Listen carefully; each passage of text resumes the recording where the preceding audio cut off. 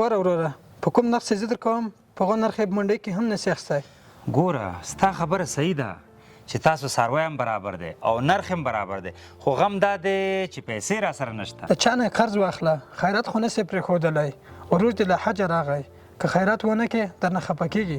غم هم دا دی چې رانه خفه کېږي، اوس به خامخا د چا نه قرض اخلم چې د دپاره خیرات وکړم. ځکه ما هم درته وویل پیسو یې پور کړه غوا واخله. بلکل همداسې به کومه، ځکه چې بله چاره نشته.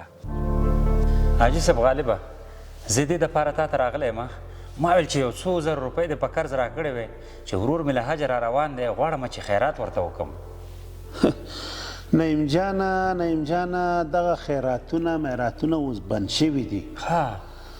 ته د هره ورځ اعلانونه په تلویزیونونو، رادیوګانو او تلیفونونو نه اورې چې همدغه خبره پکې ښیي چې دا هېڅ شرعي حیثیت نه لري، دا خیراتونو ته د پی ټکی کېدی.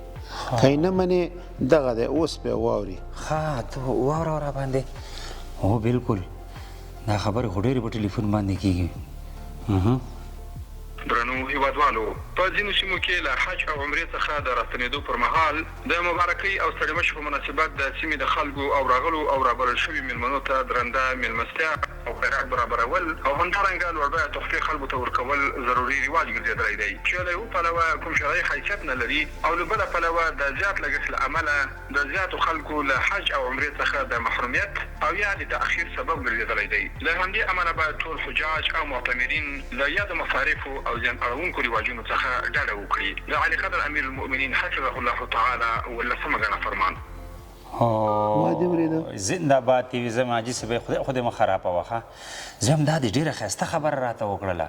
زه هم نور د دې خیرات میرات نه تېر یم، ځکه چې کوم نه شرعي حیثیت لري نو کومه دومره د غټې د تورې خبره ده.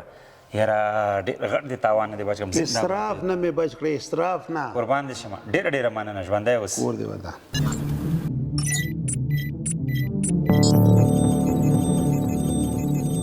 پولیس د ټولنې خدمتګار